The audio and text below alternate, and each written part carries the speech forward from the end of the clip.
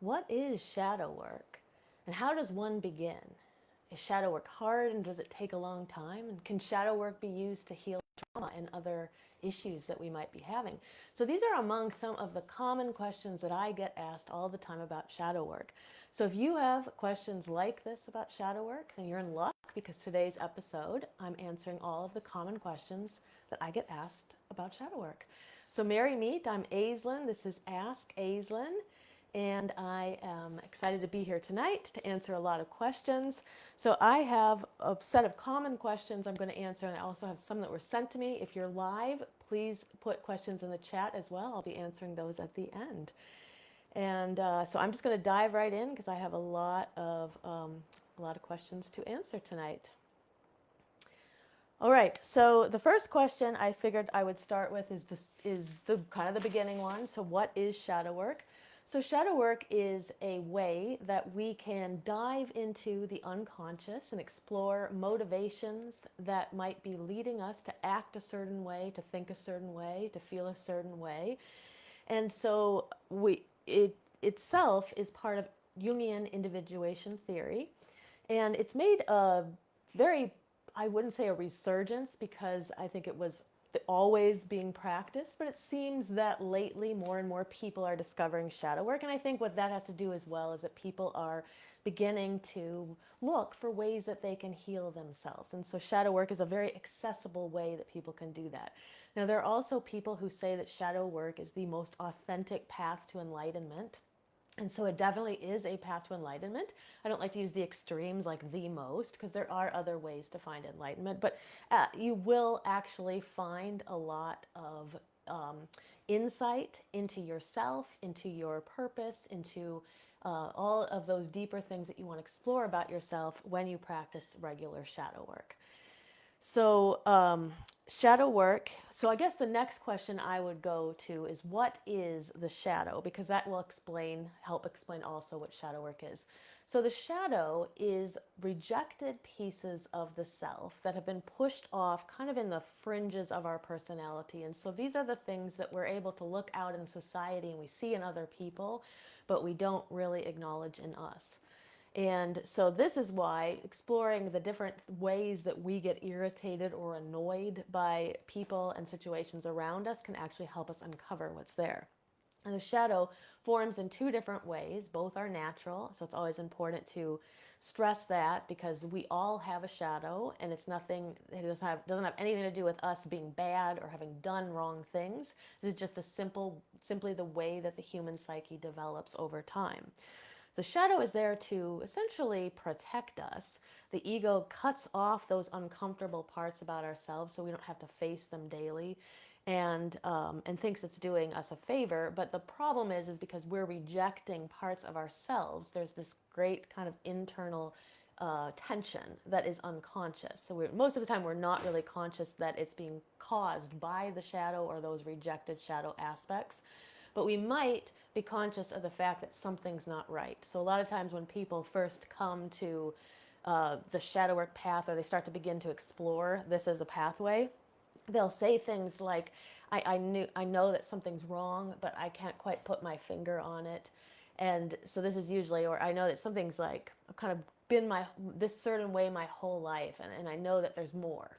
That's another thing that people will often say. So it's just this idea that, something's not quite right and I want to change, I want to make some changes. And so people often get to this place in their 30s, 40s, 50s, 60s, just as we're, moving through some of the harder aspects of the astrological chart as well. Now, to go back to what the shadow is, it is formed by two different mechanisms. One is through, like I said, rejecting those parts of ourselves that society kind of deems as wrong or bad, things that our family told us that we shouldn't be, like ways about us that we were told weren't right.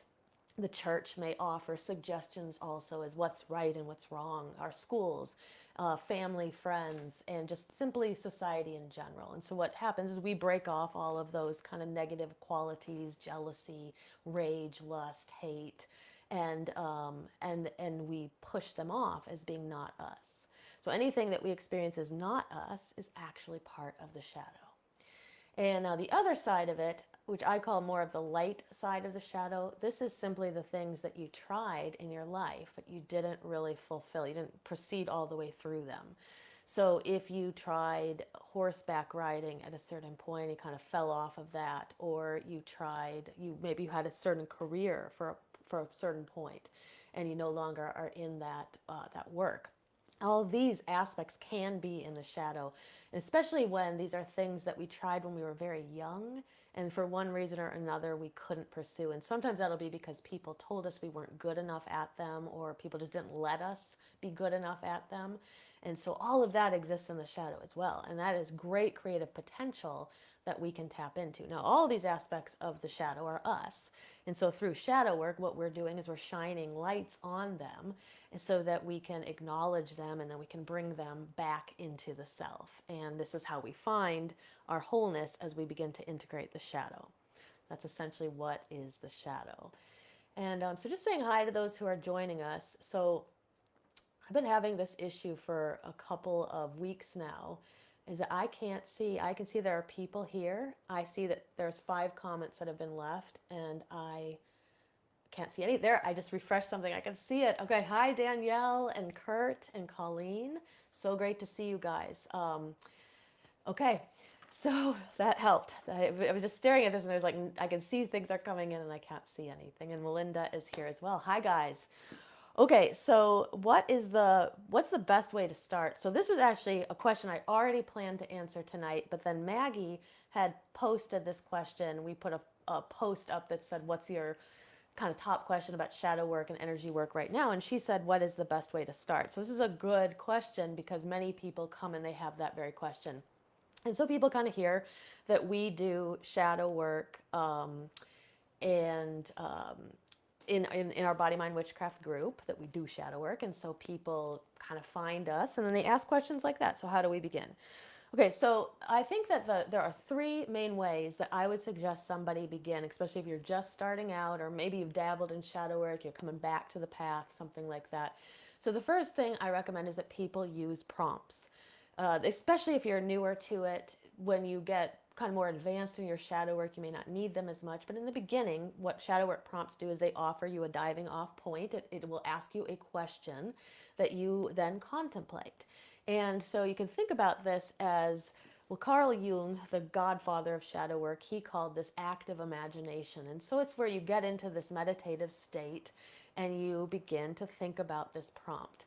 And there are hundreds and thousands of prompts out there. So you can Google shadow work prompts, and you're just going to find website after website after website of those. And so to find one that's good, my advice to you is just to find one that resonates. So there's going to be questions that you're going to see that maybe they don't seem that they're relevant to you, or they don't feel relevant right now. So pick questions that seem like you're interested, you're drawn to them, and then I would take a couple of those, and you would either journal them. So some people like to write out what comes through.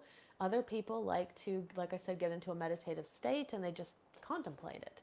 And so what you'll find is you do this enough, sometimes, no, I shouldn't say sometimes, you do this enough and the answers begin to emerge from the unconscious. And so what we're essentially doing is we're beginning to have a dialogue with the unconscious. We're saying, I'm open and I am willing to work through some of this stuff.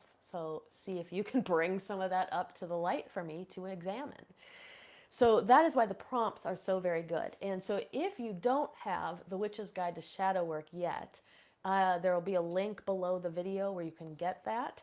And in that, I explain what shadow work is, what the shadow work is, what the shadow is. But I also offer, I think there's like 6 or so prompts at the end of it. So you could use some of mine if you would like. Now, the second way that I would recommend people begin is through examining their triggers. So this is where we're going to look at the outside world, and we're going to look at people who really irk or irritate us, actions out in the world that really irk and irritate us. And what we're doing when we do this is we want to really try to remove that outside thing and explore what it's doing to us. Now, this doesn't mean that we are saying that that outside thing or person that's caused the trigger is good, or that we're exonerating them from guilt that they might have for whatever they've done to us. But what it does mean we're doing is we're just taking them out of the picture so we can focus on us. Because as long as we're fixated on them, we're not really able to do any work on us. Okay, so when we turn the mirror on us, we begin to explore, why did I feel that way? Why do I feel that way around this certain person?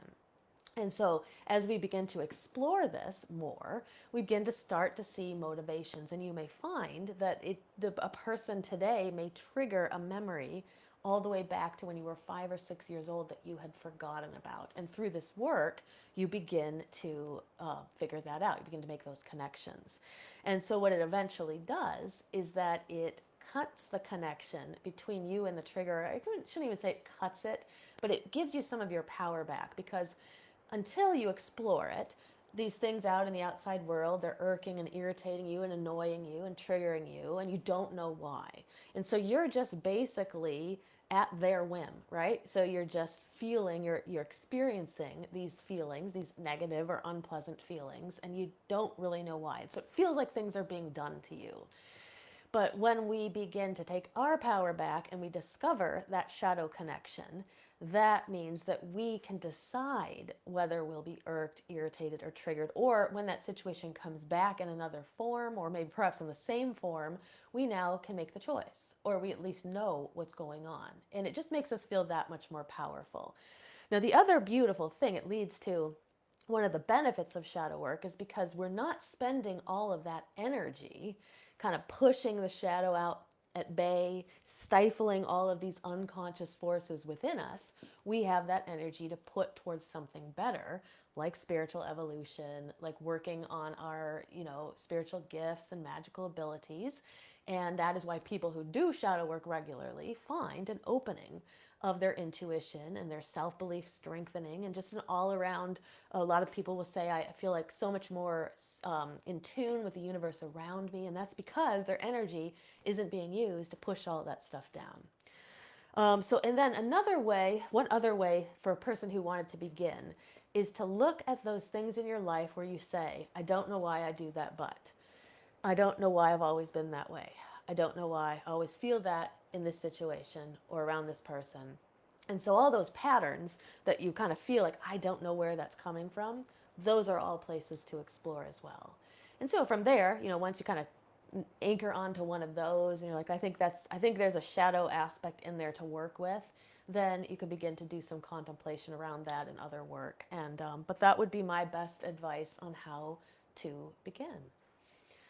Um, okay, and I see that people were having some trouble with the video, so I hope it's on. I can see it on my end, so I hope it's on. It's very rainy here, and I'm not entirely sure that the reception's great, but we'll keep moving forward. Okay, so the next question I have here is, shadow work just dark witchcraft? Is it evil? So these are questions that I get actually asked a lot. So I think sometimes people find our group, Body Mind Witchcraft, they hear that this is a group where there's people in there doing shadow work, and then they may not understand, and they think this is some kind of a dark side of the craft. And so the thing is, I guess my question would be, is what's the definition of dark magic? What's the definition of dark? And most of the time people are going to say it's hexing and cursing and things like that. And that's not what shadow work is. So as I've explained, right, shadow work is a way of diving into the unconscious, kind of figuring out what's there, and then cutting those connections. So we take some of our power back. We begin to understand who we are and why we're this way. Now, in a sense, you could think of that as dark. And I think where some of this idea comes from is because in the Abrahamic religions that are the predominant ones in the world, there is this idea that the goddess, the divine feminine, the unconscious, all of the receptivity, all of these things that are connected to the divine feminine side are dark and bad and evil, right? And so we put a post up on the Body Mind Witchcraft page earlier this week, and it said, asked, what in your opinion, what is the biggest misconception about the craft? And so a lot of people said that it's evil, right? Because we as witches, that's what we hear all the time. Oh, you're evil. Oh, you're going to hell. Oh, you worship Satan.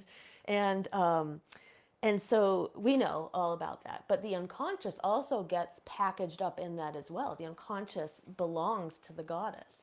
it's going into the womb of the earth. And so it makes sense why there would be this misconception that shadow work was dark magic or it was bad in some ways. I've heard people like ask, "Will shadow work make me crazy?" And I will say with people who have severe mental illness, especially if they're in a very acute state of severe mental illness, they need to be with a therapist and should use some caution with shadow work because shadow work can open up things. But it's not going to make people crazy and it's not going to make people go to hell. It's not evil. It's not dark, other than, like I said, diving into the unconscious, as dark as that is, which it is. It's dark. it's, I've always been drawn to kind of like moodier, darker music ever since I was a kid, and kind of exploring these unconscious motivations and dreams and different things like that. And so, but no, it is not evil and it's not dark. Okay, so next question, is shadow work hard?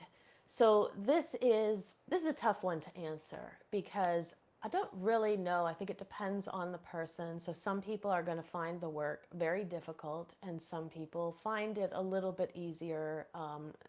Not, I don't think anybody walks in it and finds it effortless. We have to put effort into it in order to get something out of it. Just like anything in life that's worth it, it takes time. And so that's the thing. I think rather than saying, is shadow work hard, I think what's hard to swallow is that shadow work is a lifetime process. And most people will agree who study this. It's not something that we do, we dabble in it, and then we've kind of done it. It's like I use this all the time. I say, like, exercise. So you're not going to exercise for a couple of weeks and you're like, okay, exercise is over. I've done it. I've done exercise for my life. It's like all of the things that we use to help make us feel healthier and better. Those are lifetime activities. So just like chakra balancing, we're not going to balance our chakras once and call it a day. It's going to be a lifetime process if that's what we want, if that's the path we want. Now, if you're on a spiritual path, like you probably are if you're watching me, then these are the ways. These are the pathways to elevating your spirituality, deepening your craft, all of that. But it comes with effort. And so I think that's where the idea that shadow work is hard comes from. All right, just saying hi to those in the chat. And it looks like the video is working now. That's awesome. Okay, so let's look at the next question. And if you are here live, you could definitely put questions in the chat. I'll be answering those as well. Anything about shadow work, energy work, witchcraft. Okay, so next question, when is the best time to do shadow work? So shadow work can be done at any time, absolutely any time. But there are times in the lunar cycle that are more and less aligned with certain types of energy. So many people will find that they have more energy in the waxing half of the cycle and they have less energy in the waning.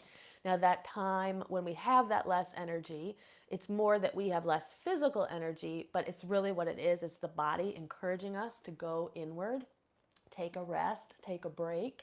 This is how we do all the shadow work. And so that's why many people will say that the waning part of the lunar cycle is the best time for shadow work. But that being said, I've had spontaneous shadow work sessions in the middle of a full moon ritual. So it can happen at any time.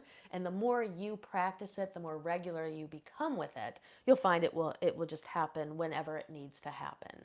But at least for those who are beginning, what I recommend doing is trying to set up a couple of cycles where you really just try to be in the energy of the cycle. So what I mean by that is when we're in the waxing half of the cycle, do things that move your energy, because the energy of that part of the cycle is about movement. So really good purifying breath work, hiking and walking and yoga and intuitive dance and things like that that are getting you moving will be so good during the waxing half of the cycle. And what it does when we move like that is we kind of knock out some of these energetic blockages that are in the body. What that means then is that our energy is moving more optimally through the body, and then we're more receptive when the second half of the cycle comes. So then we move into the waning half of the cycle. We feel more balanced. We feel more at peace. We don't just crash. And so sometimes when people like just crash at the end of a cycle, it's usually because they didn't kind of follow the energy of that cycle very well, or they were expending more than they had. So instead of that, we don't crash, we just go inward, and we're open and receptive, and we're receiving information from the universe and from ourselves, from our unconscious. So we have stuff kind of coming from outside into us and stuff coming from underneath the surface up into us as well. And so um, if you follow that for a couple of cycles, you will find that you kind of fall in sync likely. And then you'll kind of experience what is the best time to do shadow work for yourself.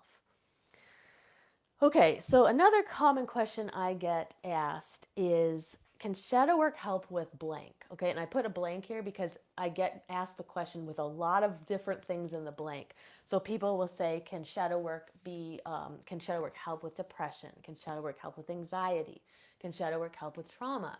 Can shadow work help with relationships? Can shadow work? So shadow work can help with a lot of things. I would say almost anything, almost anything that troubles you, that you can kind of think about is troubling, and you want to find answers and you want to find peace.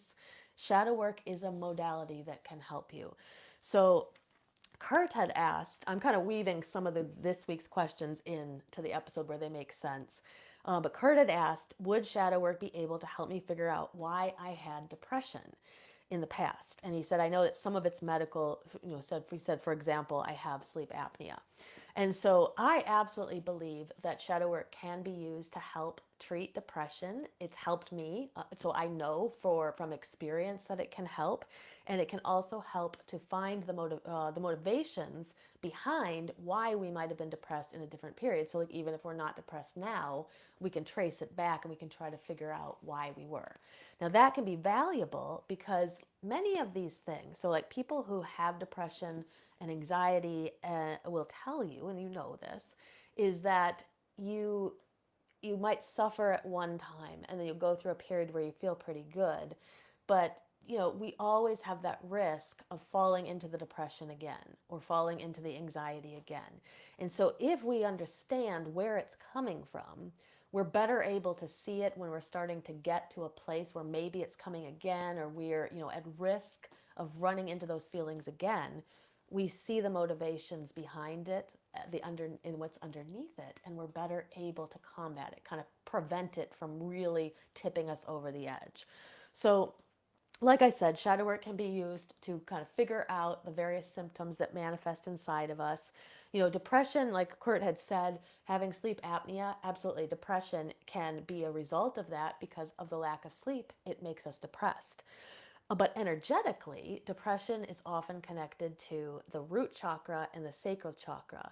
And if you think about what happens if you put like too much dirt and too much water together, you get mud, right? And that mud is like depression. And so when we are depressed, a lot of times what it means is that the root might be overactive and the sacral chakra might be overactive as well. We're experiencing more negative emotions than normal. And so working energetically with the lower two chakras, and I would probably throw in the solar plexus as well, just the whole bottom three, can be very good for people with depression. So I know the question is about, can I go back and kind of figure out why I had it? But I just think anybody who's ever had depression could stand to explore their relationship with the root and with the sacral chakra. Now, shadow work will also help us explore kind of past and present life trauma. So sometimes the depression can come from the past life, or a past life, and it can also come from trauma in this present life that's also in our past. So, the shadow work, like I said, will help you discover why those symptoms manifest in you, and you can explore. So, what you could do is you can kind of explore back to that time period when you felt that it was developing and when you were really in it, and look for patterns. Search for patterns. Certain people around you, certain situations. Where were you working? What were you doing? Who was there? Who wasn't there? And the regular shadow work will also kind of just lead to unprompted realizations as well. So when you're searching for the patterns, you're being active about it. But when you're just doing your regular shadow work, you're also opening yourself up to simply just having answers come through. But absolutely 100% yes, shadow work can be used to help not only treat depression, but also to figure out why it's there, and then hopefully to kind of prevent some of those future episodes from coming. So, very good question. Now, kind of along similar lines, let me see where it is. Someone had asked about trauma. So, Aislin had said, would shadow work help me get rid of some of the manifestations of past trauma? And so, yes, absolutely. Shadow work is very good at helping people deal with past trauma, both in this life and in past lives. So, typically, the manifestations of our trauma are unconscious. And so we can sometimes look at them and say, I know it's coming from my trauma, but we may not know why. We haven't really made the connection yet. So, what shadow work does is it brings that out into the light. It helps us see the connection, and then you get to choose how you react. So, you may still have the manifestations, but they don't bother you as much. So, it's the same with like triggers. People will say, the same people are still there and they're still doing the same things, but I'm not reacting the same way. So, same with these manifestations of trauma. They may still be there, maybe to a lesser degree, hopefully to a lesser degree, and hopefully eventually completely gone. But they may still be there for a time, but you have changed. You're different, and you are better able to see why they're there and choose how to react. And that's really what changes everything, and helps you take back your power. So yes, absolutely can be shadow work can be used to help treat or kind of explore those manifestations of our trauma. Okay, and then I have one final question here, and then I've got a few more that were sent to me through the Q&A, and then anything in the chat I'd love to answer too. Actually, let me go to the chat for a second here. So Colleen had said, similar to addiction recovery, it's a lifetime path. Yeah, so it's a lifetime path. So it's just same with addictions. We don't just go into treatment and then okay, 3 weeks are over, it's all over. It's a lifetime process. But it's the same thing. It's the same thing with witchcraft. It's like you can dabble in it or you can be on the path. And being on the path means that it's a lifetime process. And the way I look at it is that shadow work and energy work, that's all of like our healing and our energy work that's making us the best that we can be. So like helps us with the physical, the container, right, that the soul is in, but then also helps us with that mental and that emotional, those mental emotional bodies which aren't really real, like emotions and our thoughts, they pass in and out, they change, they're fluctuating all the time, but they're not our true soul, right, our true self. And so the being on the pathway means that we're just simply exploring who we are, right? And that's a lifetime of work. Um, and then let's see. So Danielle had said, is there a chart or graph you can share about the moon and energy times? I'm going to put one in the chat here. And I think I might have shared it before, but it's very good. I just keep it open on my desktop and it will tell you. You put in your zip code, and for your location, it will tell you the new moon, the first quarter, full moon, third quarter, and then back to the new moon. And so you'll be able to see exactly what part we're in. And then there's a second site, and I'll try to find it, and it will tell you specifically what phase you're in on that exact date.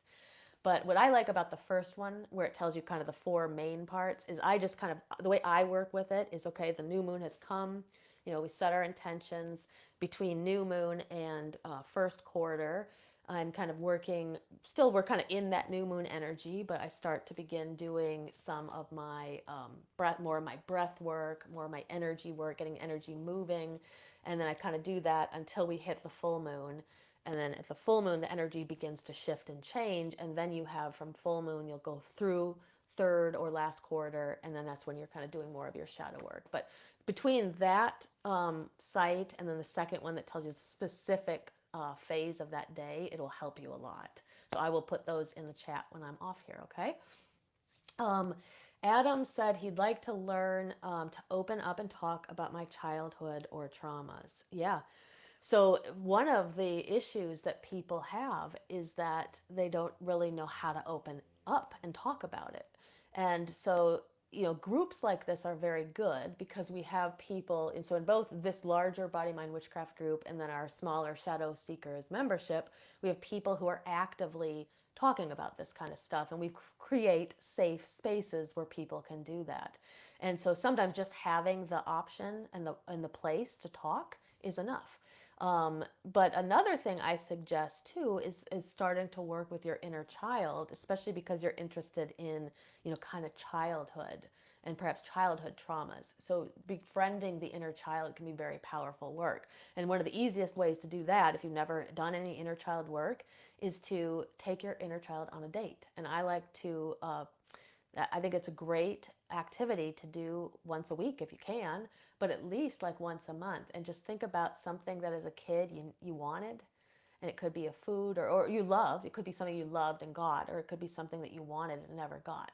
Like a food, a toy, a place to go, go kart racing, video games, like anything, right? That really speaks to your inner child, and go take them there. And that can be such a huge gift to the inner child, who then begins to help with our shadow work. They become like an ally in it, because the shadow began to form when we were little kids, before we even knew that that's what was happening. It was already forming. So if we befriend that inner child who was there that whole time, that is a way to move our work forward.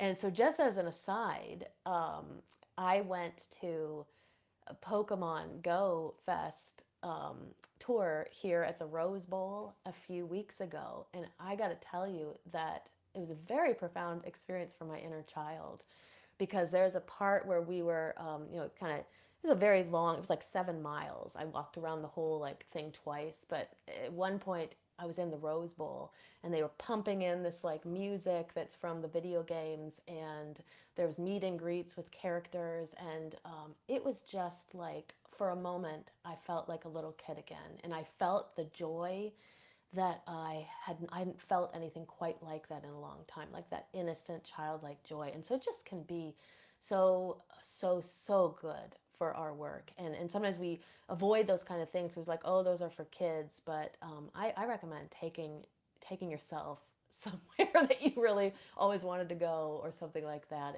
and befriending the inner child that way.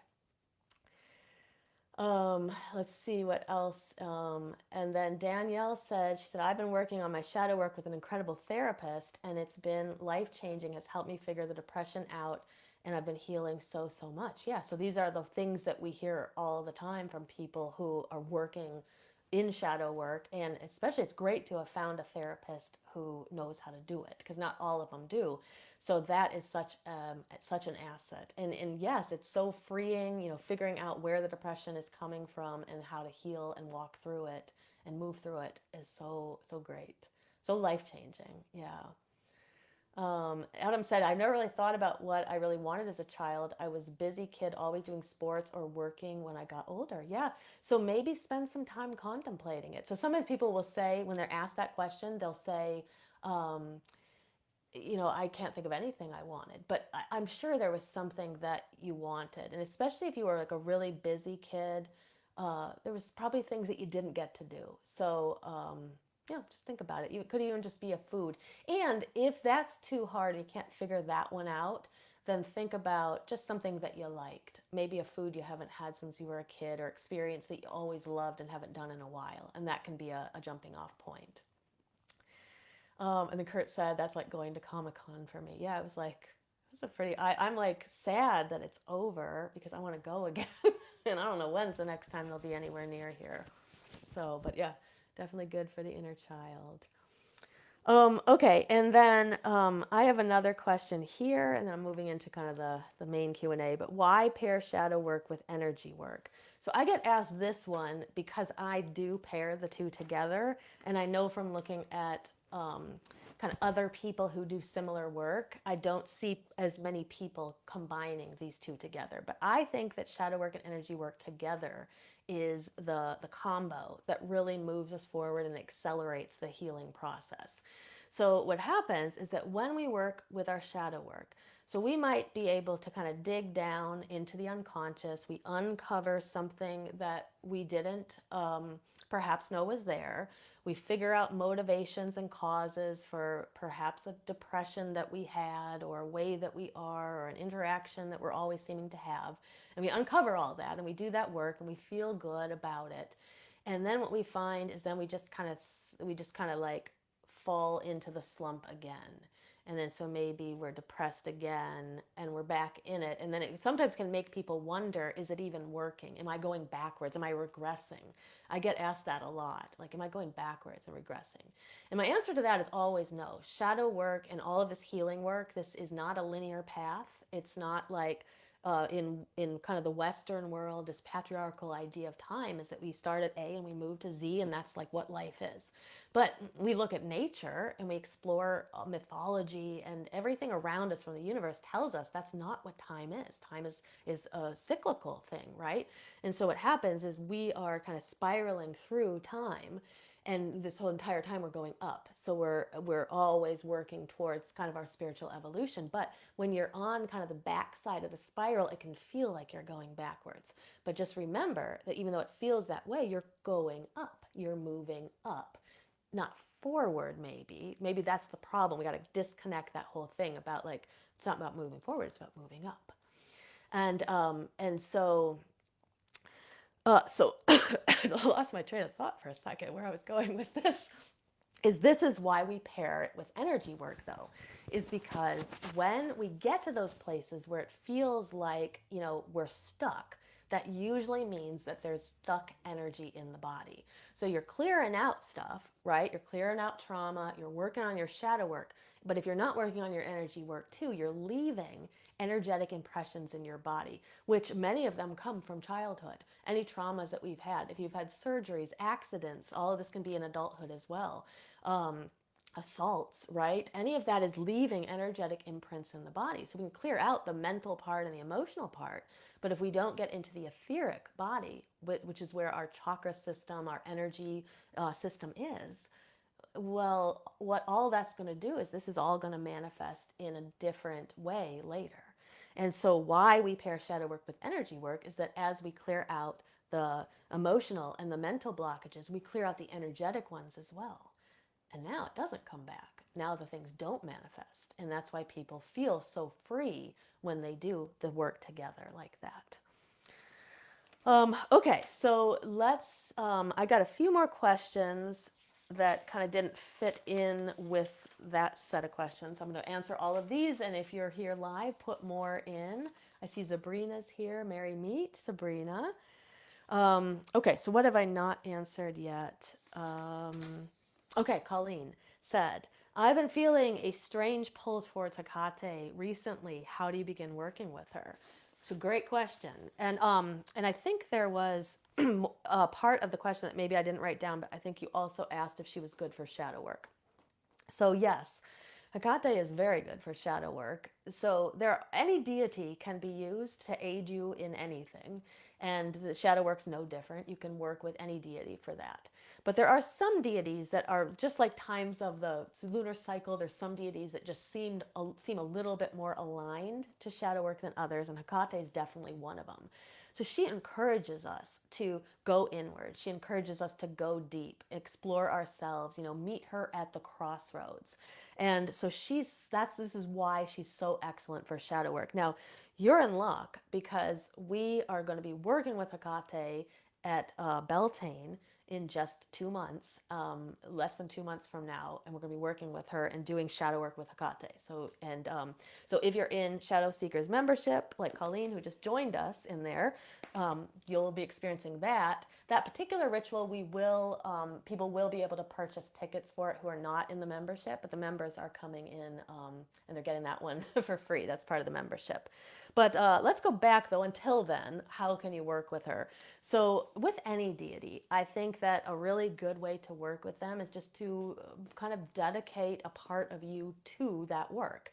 And so, for example, building an altar, or at least portioning off a space of an altar that's dedicated to her. And that can be as simple as like the top of a bookcase and put a candle on there. So dedicate a candle to her and light it once a day, or light it at specific parts of the lunar cycle. Working with Hecate, you can work with her at any time of the lunar cycle. Some people say that they're particularly drawn to her during the waning half of the cycle, because many people are drawn to her in her crone form, but she can appear in any of her four forms, maiden, mother, or crone. Um, Besides lighting a candle and kind of building an altar, you can also leave her offerings. So good offerings are bread, wine, honey, um, water. Coins are very good for her. I've heard of people offering onions and garlic to her, like spicy things, pomegranates, chocolate, especially dark chocolate, and then other things that aren't like food related, keys. So she's known as the keeper of the keys. So carrying a key with you as like kind of a symbol of your dedication to her, or offering her keys on your altar, offering her candles, like I said. She's connected to dogs. She's connected to wolves. I'm sorry, not wolves. Crows, ravens, owls. So kind of noticing those animals around you can also be messages from her. But the best thing is just to, you work with her when you sort of dedicate a part of yourself to her. But very good question. She's, like I said, she's an amazing goddess to work with for shadow work. And in our own coven, we always kind of go back and forth on all of the every Sabbath. We tend to work with a different deity, but we've been working with Hecate every Beltane and Samhain.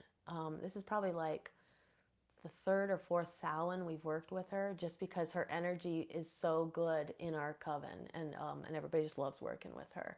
So, very good question. Um, okay, and then let's see, what else have I not answered here?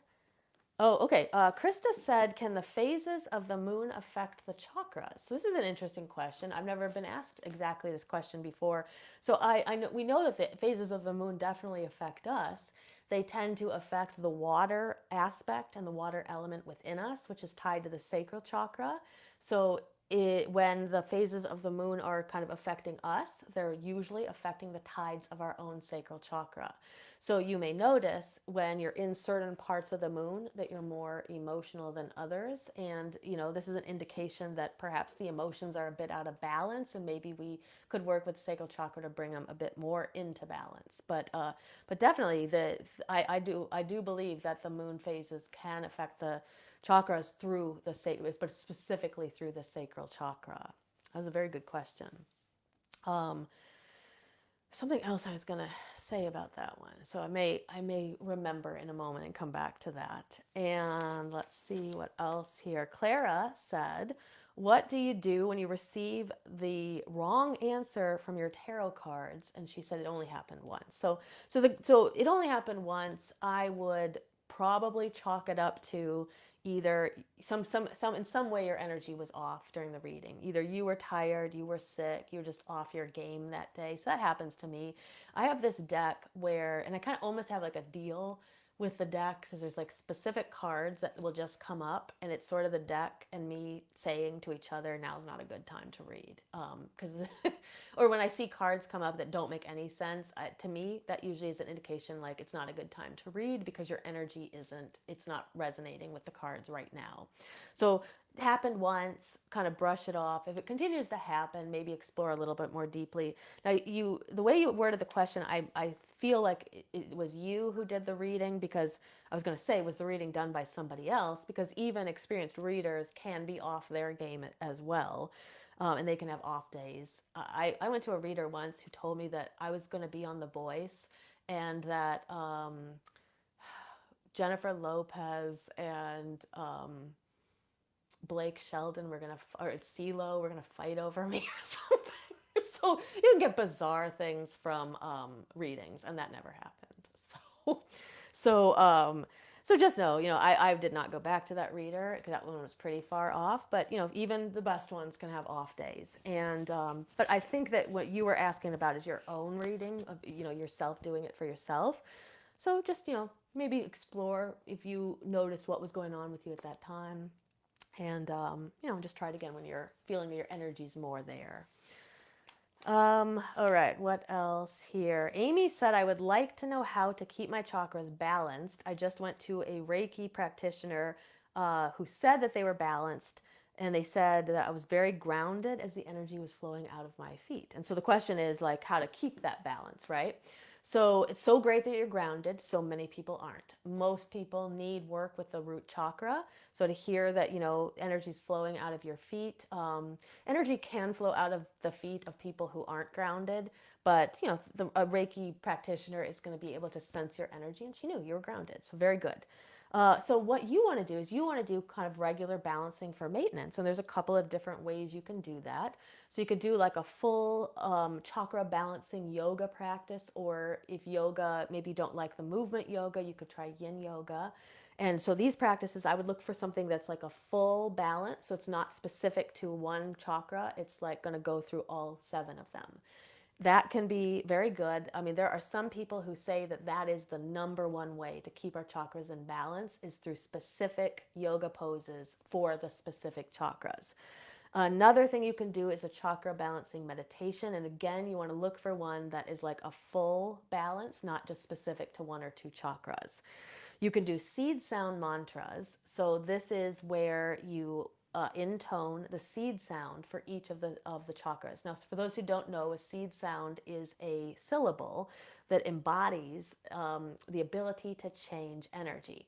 So in the language Sanskrit, which is where the seed sounds come from, it's a vibrational language, which means that it carries meaning. The words carry meaning, but the actual sounds and how they vibrate, they carry meaning as well. And what they do is they change us energetically. So the seed sound for the root chakra is lum. It's spelled Lam. And if you intone lum, that will help balance the root. And so what I recommend people do is do all 7 seed sounds. So for the root, it's lum. For the sacral chakra, it's vum. For the solar plexus, it's rum. For the heart, it's yum. For the throat, it's hum. For the third eye is om. And then for the crown is the silent om. That's the connection to the universe. And so what I would recommend is you can do that. I know there's people in Shadow Seekers who've told me they're doing that daily, or at least almost daily. And that can be a really nice kind of chakra reset and a nice balancer overall. And then my final advice would be just periodically check in with each chakra. I like to use my body as a barometer. If the neck is kind of feeling off, I'm going to be working with my throat chakra for a time. If I'm feeling pain in my shoulders, I'm going to be working with the heart. I've been having a lot of like wrist issues lately. I'm going to be working with the heart because the hands and the arms are connected to the heart. My hips are tight. I'm going to be working with my sacral chakra. Digestion's off. I'm going to work with my solar plexus. And so even if you're in a state of being balanced now, you may not be balanced forever, right? And so checking in and kind of noticing what's going on with your body will tell you which of your energetic centers is kind of off center. And then you can work specifically with that one to bring it in center. And then on top of it, you're just doing some kind of overall balancing at all times. But very good work. Okay, and then, I should have answered this one earlier. So this one says, um, okay, and I'm getting a warning that my computer is not plugged in and it's about to die. And so I'm going to get a charger really fast because I don't want that to die. 1 second.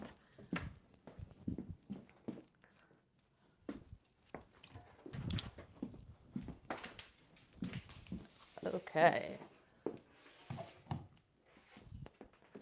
I'm a little off my game today too because I had a 3-hour dental appointment that was supposed to take 30 minutes. And so I had to rush back here and not totally as organized as I should be. Okay, so Amber said, I was told to do shadow work to heal, but by doing that, am I opening up doors to things that I don't want to bring to light? This is a very good question because this can get in the way of people from actually doing it at all because they're kind of afraid of it, afraid of bringing up things they don't want to bring up. Okay, so people get warned about shadow work, and I think that's where kind of this idea comes from. People will say, shadow work's really scary. It's really hard. It's gonna make you crazy. It's gonna bring up stuff you don't want to see. And I think that usually the warnings come from people who either don't know what shadow work is, or from people who've had a bad experience with it. So, in my experience, you can absolutely target your shadow work so that you do not deal with the things you're not ready to deal with yet. So, it's not like you're just going to start doing shadow work and all of a sudden you're going to be flooded with everything that's ever happened to you and all your traumas and everything to work on all at once. That's not how it's going to work. So, you can avoid prompts that are going to ask questions about things you're not ready for. So, they're like I said, when you Google shadow work prompts, you will find so many out there. And you just pick and choose ones that feel safe. Work on issues that feel a little bit safer right now. And then what you'll find is that as you move through it, you will begin to have what I would call a spontaneous shadow work session. And things will kind of come up that weren't prompted, but you're going to feel more prepared for it. So, when the time comes to work on the harder stuff, because you've been doing other work, you've already been doing it, you're better prepared for it. You're not going to be as thrown off. And those things that you feel like you want to avoid right now, you're not ready to face right now, will feel a lot different later on after you've been doing some of this work. But the other thing I would also recommend for anybody who's kind of worried about it, feeling a bit wary of the whole thing, is make sure to have a therapist on call, and that person does not have to be experienced in shadow work. My therapist is not experienced in shadow work at all, but she is there and she's somebody I can go to when if things come up that begin to be too much that I need additional support. So I recommend everybody have one if they can, or find a group where they can get some support as well, but have support somewhere. But I don't think that it's going to unleash all these things you don't want to bring to light, and you can, like I said, kind of focus what you're working on at that time. The other thing too is there are exercises that sort of get your feet wet with shadow work, but aren't really diving in too deeply yet. So one exercise that we've done in Shadow Seekers is uncovering the light in your shadow. And so what you do here is you will write down there's a lot of different ways you can do this, but you write down like the things that you're triggered by is one way you can do this. And then on the other side of the sheet, you can write down the opposite of those things. And so there's like light aspects of our shadow as well. Or something we did in Shadow Seekers recently is we had people go and ask family and friends, when you think of me, what are the first 5 things that come to mind, qualities about me? And so sometimes people will come back with lists and all these really, really nice things that people said about them. And they're like, well, that's not me at all. I don't know where they're getting that from. But, people are seeing that in you. Those are aspects of your shadow as well. So the shadow's not all the dark stuff and the side of the negative things about us. The shadow contains the things that we can't see in us, and that includes the good things too. So for anybody who's kind of wary about shadow work, I'd recommend get your feet wet with something like that. Exploring some of your lighter qualities first. Okay, I hope that helps. It looks like I got through all my questions here. I'm going to see if there's any more in the chat.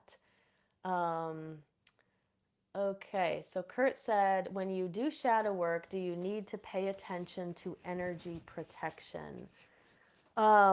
By energy protection, what do you mean? If you're still, I think you're probably still live on here. Just clarify that. So if we're talking about energy protection, like we were calling a circle and we're going to do a ritual, I don't usually do protect. I don't feel any need to protect myself during my shadow work.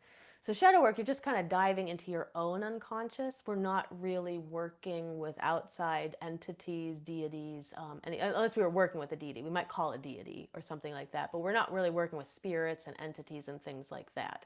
So I wouldn't feel the need to do any protection myself, but people might want protection just from what's coming up, or too much dark stuff coming up, in which case sure, maybe they feel that calling in some kind of energy protection would be helpful. Um, 'Cause it kind of depends. I think it would depend on the situation and, what you're experiencing. But that's a good question. And I see Misty's joined us too. Hi, Misty.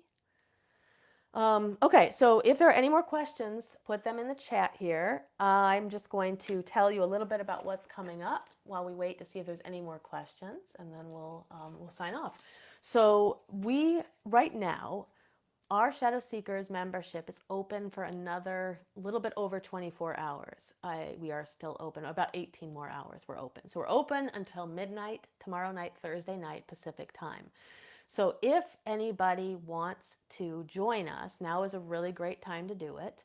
We are about to dive into the shadow side of some of the chakras. So we're going to be working with the shadow side of the root chakra first. We are going to be doing some Kundalini energy work the following month. We're going to be working with the mother wound as well, some more inner child work. We have a lot of great topics coming up in the spring and the summer. So a great time to join us. And the membership is available. I'm going to drop a link below. You can go to the link. You can read more about the membership. It has an FAQ where you can like get some questions answered. You can read some testimonials from people who are in the membership right now. And so we would love to have you join us. So every month we have a ritual, we have a workshop, we have office hours where people kind of drop in and share what's going on with them. We have a whole part of our membership that's full of alignment practices that I'm adding more to all the time. I have a bunch that I'm going to be adding very soon. And so these are like breath work, yoga, meditations, mantras, all these different things that are will help move your energy. We have Kundalini energy exercises. And so um, if you have been looking to take your shadow work to the next level, if you have some, like we all have some healing work to do, but if you feel like you're in a place where like I'm ready to get serious about that, our membership may be the right fit for you. So check that out. And like I said, we're open for another 18 hours. We'd love for you to join us. So after that, next week, I'm actually not sure what the topic is for next week yet. So I have a lot on my list. People have been sending me some ideas that they want me to make new episodes about. So I'm going to be looking at that. I know that we are going to be looking at dream work. I know I'm going to be doing an episode on dream work at some point very soon. But the next thing that's also happening is we have a spring equinox full moon ritual coming up on the 23rd of March. More details will be coming. If you're in Shadow Seekers, you're already coming to that. You get a free ticket to that with your membership. But for those who aren't in Shadow Seekers, we'll also be giving you the opportunity to buy a ticket for that one if you want through donation. So check that out. More information will be coming soon. I'm really excited about this ritual. We're doing something that's a little bit different than some of the rituals that we've done in the past live. This one, we're going to be making rainbow chakra spell jars. So this, going back to like Amy's question about balancing chakras, this ritual is all about balance. So it's a great ritual for the spring equinox. The spring equinox is all about balance anyway, and it's a full moon. And so we're going to be making these jars, these spell jars, that you can keep with you, and they'll guide you through the different parts of your chakra system that you can work with. And so you'll do it kind of for your overall balance, but you'll then have this jar and you'll be able to go into it, and we're going to actually write things in it so you'll know what you're going to be working on. But you'll be able to see like, okay, for my how I would work with my heart chakra, we're going to have something, you'll have something in there that will tell you how to work with your heart chakra. And so we're really excited about making these jars, and they're really simple. For those who end up coming to the ritual, will both in Shadow Seekers and those who buy tickets, will give you a list of things to get. It's very simple. You just need a jar and some paper to start. But we're so excited for this ritual. So let's see what else is. Let me see if there's anything else in the chat before I end here. So Sonia said, "How do you identify what is blocking energy flow growth?" Yeah, so it's a tough that's a tough question. So when we feel that our energy is being blocked, sometimes it's hard to know where it's being blocked. So one thing that I recommend doing is pay attention to your chakra system, really. So Sonia's in Shadow Seekers. We're going to be doing a whole series on the shadow side of the chakra, starting with the root, moving through the sacral, after that the solar plexus, and that's going to give you a really good idea of if you're blocked in those areas. But you can, again, you can use your body as a barometer. And so if you have areas of your body that feel like there's stuck and stagnant energy there, either you can kind of feel the energy being stuck, some people are sensitive enough that they feel it, or you have manifestations, like I mentioned, like digestive issues lead to the solar plexus, right? My wrist issues lead back to the heart. The neck issues lead to the throat. You know, headaches lead to the throat and the third eye and the crown. And so those can lead us to where the energetic blockages are coming from as well. But a lot of times when people say, like, I have blocked energy, a lot of it, it's just the lower three chakras. I feel pretty safe to say that most people have blockages in all three of them. So that would be kind of where I would start. But then Sonia said here, she said, I've had multiple reads telling me something is blocked, but I don't know how or where to begin the shadow work to uncover what it is. Yeah, I mean, it's a good question. See what happens, see what comes up for you this month in the shadow side of the root chakra workshop. I think something's going to come up for you there, because a lot of people who kind of experience that, it's in the root, it's in the sacral chakra, it's in the low ones. So, but the other thing you can do too is, like, you can use that as a prompt. So the very question that you're saying, like, I know something's blocked, but what is it? What's blocked in me? You can ask that question to your higher self. You can ask that to the cards. If you pull cards, oracle cards or tarot cards, you can ask that to your guides. You know, you can play the synchronicity game where you ask that question, what's blocked in me?